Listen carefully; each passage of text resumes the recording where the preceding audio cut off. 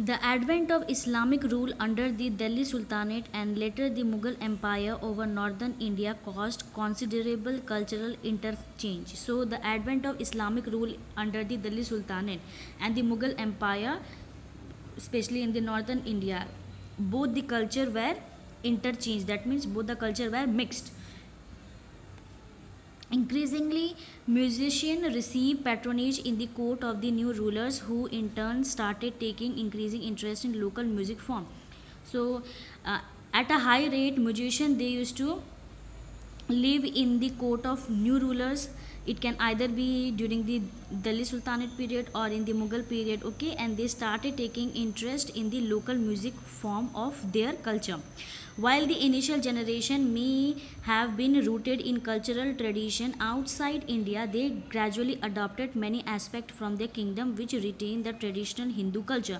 So, at the initial generation, that is at the starting stage, many artisans or musicians, what did that they tried to understand the different culture tradition which were outside India, and slowly and gradually they started adopting their culture tradition, and finally it mixed with the Indian culture.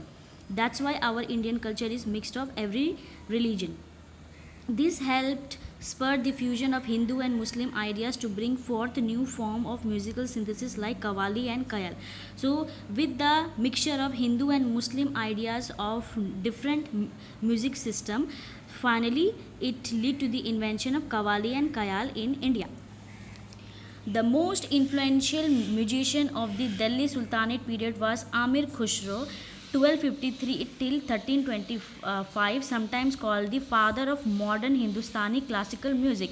So the most important musician, especially in the Delhi Sultanate, was Amir Khusro, and he is considered as the father of modern Hindustani classical music. Remember the name. Composer in Persian, Turkish, Arabic, as well as Braj Bhasa, he is credited with systematizing many aspects of Hindustani music and also introducing several ragas such as Yaman Kalyan, Zilaf, and Sarpada. So he was a composer, that means he used to make the music in the Persian, Turkish, Arabic, as well as in the Braj Bhasa, and he is referred as the important musician which which mix the Hindustani or which give the you can say which give importance or which develop the Hindustani music, and finally he introduced many ragas such as Yaman Kalyan, Zalif, and Sarpada. He created the Qawwali genre which fuses Persian melody and beat on Drupad like structure. So he was the person who made the Qawwali, and he fuses the Persian with the Drupad like structure and mixed both the culture and finally formed the Qawwali. A number of instruments such as the sitar and tabla were also introduced in his time. So the famous you can say instrument which we use today, which is known as the sitar and tabla, it is also introduced by the Amir Khusro. Matter of fact, Amir Khusro is sometimes credited with the origin of Khayal form, but the record of his composition do not appear to support this. The composition of the court musician Sadarang is in the court of Muhammad Shah bear a closer affinity to the modern Khayal. According to historian, while Khayal already existed in some form, Sadarang may have been the father of modern Khayal. So it is said that the Amir Khusro was the person who has introduced the Khayal form in India, right? But according to some historian, a person known as Sadarang, okay, he was in the court of Muhammad Shah. It is believed that he was the person who had introduced the modern Khayal, okay, and even the historians they believe that uh, once Amir Khusro started practicing Khayal in India, it is according to some historian they believe that it was the Khayal was you can say discovered before the before the practicing of the Amir Khusro. So hence we can say that it is Sadarang who had introduced the modern Khayal, or he is the father of modern Khayal, not the Amir Khusro. During this time, Sangeeta Ratnakara was written in the Deccan just before the Muslim conquest this region by Alauddin Khilji. So during this time, that means during the time of Alauddin Khilji, when he captured the Deccan, uh, Sangita Ratnakara was written in the Deccan. The gradual differentiation between the northern and south Indian music had been observed since then. So not but at present we see the difference between the northern and south Indian music, right? But it is not practiced at present. It was or you can see, we can see the difference between the Indian and the South Indian music before we got independence. Although Orthodox Islam frowned upon music, the acceptance of Sufi doctrines, in which music was often an integral part by Islam, made it possible for many Muslim rulers and noblemen to extend their patronage to these art. So, although there was a Orthodox Islam, that means if they used to make the music, it was strictly based on the Islamic religion, okay, but the acceptance of Sufi doctrines plays an important role by the Islam, and it made possible for many Muslims rulers and the noblemen to extend their patronage of Sufi system of music towards the different parts of the country. Moreover, the music of some other zone like Iran, Afghanistan and Kashmir were accepted in the time of Mughal Emperor Akbar, Jahangir and Shah Jahan in the 16th and 17th century. It is quite evident that it was Indian music which captured the imagination of Mughal ruler. So it is believed that the music, that means the music of different culture, that is from the Iran, Afghanistan and Kashmir, were accepted in the Mughal emperor, that is Akbar, Jahangir and Shah Jahan, especially in the 16th and 17th century, due to which it plays an important role in our Indian music. How? Because of the Muslim rulers who had captured our most part of India. So at present the Indian music is the mixture of Iranian, Afghanistan and the Kashmir and the Indian culture. Famous in this picture you can say Tansen, he is playing sitar and he is singing the song in the court. Famous Indian musicians such as Swami Haridas, Tansen and Baiju Barwa have left their impression on the history of North India music as performers and innovators. So the famous musician, remember the name, they are Swami Haridas, Tansen, the picture I have shown you, and the Baiju Barwa. They have played an important role and they have left their impression of music in the North Indian music as a performer, that means who perform or who sing the music, and the innovator, that means they have changed the different music system. Muslim musician took to the performance of Indian music and added to the repertoire by inventing new ragas, tals and musical forms as well as Indian musical instruments. So the Muslims musician, they have not only performed Indian music but also they have invented new ragas, tals and musical form, due to which the Indian musical system was changed and mixed with their culture, and even they have made different types of Indian musical instrument too. The Muslim patronage of music has had two main effect on the music of North India. So the Muslim patronage of Muslim, they have main effects on the North India. Let us find out what are the different types of effects. The first was to de-emphasize the importance of the words of classical song which were originally composed in Sanskrit and were in any case incomprehensible to anyone less than a traditional Hindu scholar. So the first effect was that the Muslims, what did they did that they give importance to the words of classical song, that means the Indian classical which were composed in Sanskrit.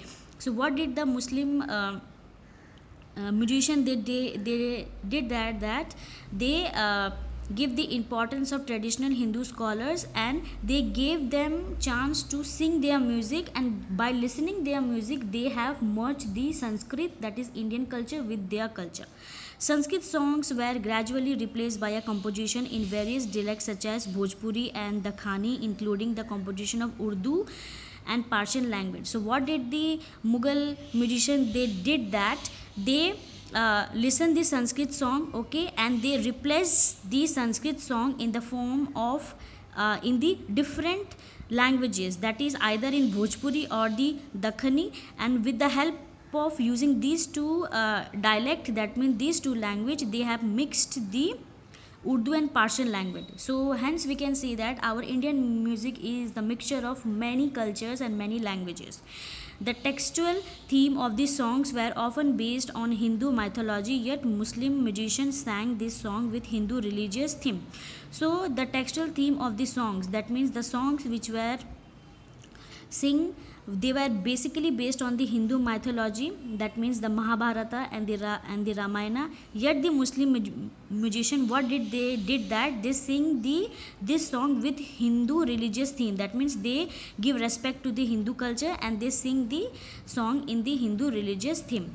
It has also been observed that the Hindu musician sometimes sing song dedicated to Muslim saints. So even in the during the Mughal period, the Hindu musician, they used to sing the song which were dedicated to Muslim saints, that means Maulvis. Perhaps the best example of this broad-minded attitude is to be seen in the poetry of Muslim ruler Ibrahim Adil Shah II of the Deccan, who in his Kitab-e-Noruz, composed at the beginning of the 17th century, wrote poems in praise of both the Hindu's deity and the Muslim saint. So at present, that means during the 17th century, there was a situation that the Muslims used to sing this song of the Hindu culture, okay, without harming their belief, their opinion. And similarly the Hindus, they used to sing the Muslims songs in order to dedicate to the Muslim saints. So one of the best example in which we can see that both Hindu and Muslim, they used to sing the song of each other culture was in the period of Ibrahim Adil Shah II of the Deccan, and where we can see that it is in his you can say book which is known as Kitab-e-Noruz, which was composed in the 17th century, and in this book the poems are written in order to praise both the Hindus deity, that is Hindus god, and Muslim saint, that is Maulvis. These poems were sung in specified ragas by both Hindus and Muslim musicians. So these poems which are mentioned in the Kitab-e-Noruz, it was sung by both the Hindus and Muslim magician according to their own ragas. That means the Hindus, they used to sing in their Hindus ragas, and the Muslim, they used to sing in the Hindus ragas.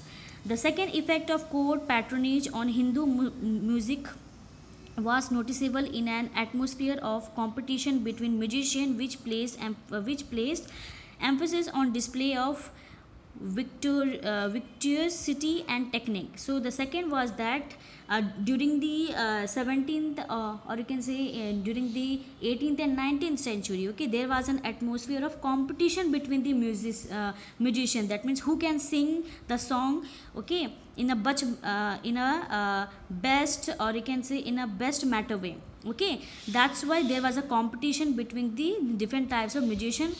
It doesn't matter whether they are Hindu or Muslim, but there was a competition between the musician. A great deal of importance was also placed on the creative imagination of the performing musician, and gradually the emphasis shifted from what he was performing to how he was performing it.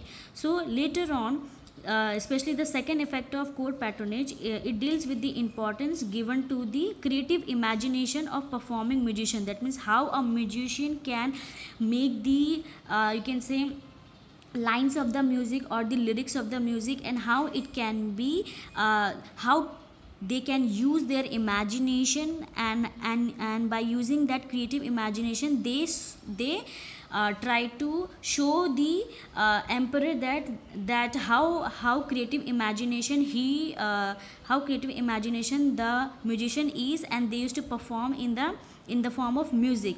And gradually, slowly and gradually, it shifted from how he was performing to how he was that means it shifted from what he is performing to to how he is performing. That means first of all, the musician, they will make the you can say lines or the lyrics in such a way that it should be different from other musician, as there was competition in the Mughal period, right? So they used to make the lyrics as you can say quite different from the other musician, and they used to perform in front of the emperor in order to impress the emperor. And if the emperor is impressed, then that particular musician used to get some reward. Traditionally, traditional theme remain the basis of Indian music, but in North India particularly, it is the performer's interpretation, imagination, and skill in rendering these that provide the main substance of modern Indian music. So, the music system which is present in our India, it was basically flourished in the northern India. So, in the northern India, the musician what they used to uh, you can say think before performing in front of the emperor was they used to perform according, or you can say in such a manner that they are quite they are different from the other magician. Okay, and once a performer, that is the person who is singing in front of the emperor, his main agenda was to make the lines in such a different way with the help of his imagination and his skill, and finally he can sing the song in front of emperor, and his main agenda was to impress the emperor. So hence we can say that in our the Indian musical system was more influenced by the Mughals and Delhi Sultanate, and plus the Indian music system also it mixed, and finally it plays an important role in our Indian musical system.